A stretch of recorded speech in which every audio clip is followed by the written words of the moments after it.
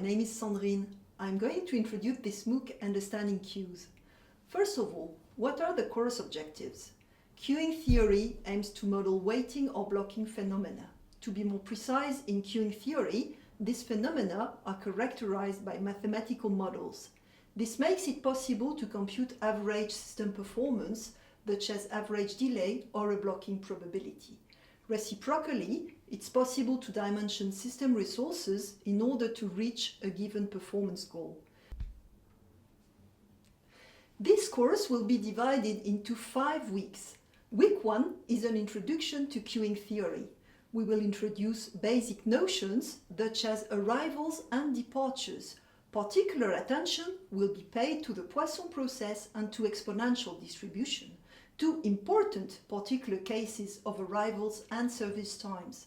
During week 2, we'll analyze a first simple example of no-loss queue, the so-called MM1 queue, and we'll compute its average performance metrics.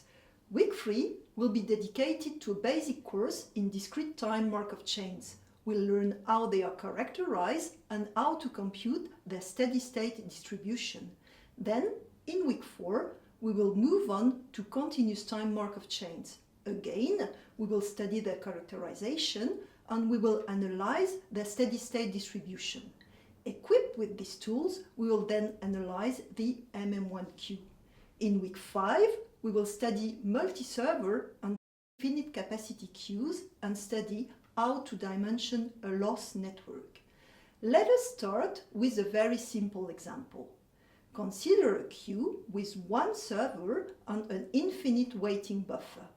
Clients need a service that can be provided by the server, and if the server is empty, they can wait in the buffer until the server is free. Here, when the first client arrives, the blue one, the server is free, so the blue client starts to be served immediately. A second, orange-colored client arrives before the service of the blue client has finished, so that the orange client is stored in the first position in the buffer. A third, red-colored client arrives, and the server is still busy serving the blue client, so the red client waits in second position in the buffer.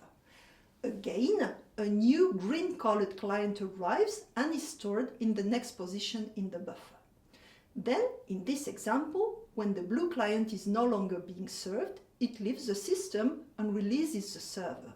The first client in the waiting buffer, the orange one, then starts being served, and all the other clients move forward one position in the buffer. Queuing theory is used to model any problem of concurrent access to a shared resource. The model situation can be quite varied: a highway toll station, a line at a restaurant, an airport security check, for example. It's also very useful to model situations that occur in computer science, such as concurrent access to bandwidth, to a server, or to disk or memory. Queuing theory aims to solve problems of two types: performance evaluation and system dimensioning. In performance evaluation, we seek to evaluate performance parameters such as a blocking probability, an average delay, or a server's utilization rate. In system dimensioning, a target quality of service level, average delay or blocking probability, for example, is given, and the aim is to dimension resources such as a number of servers or the size of a waiting buffer in order to reach this quality of service.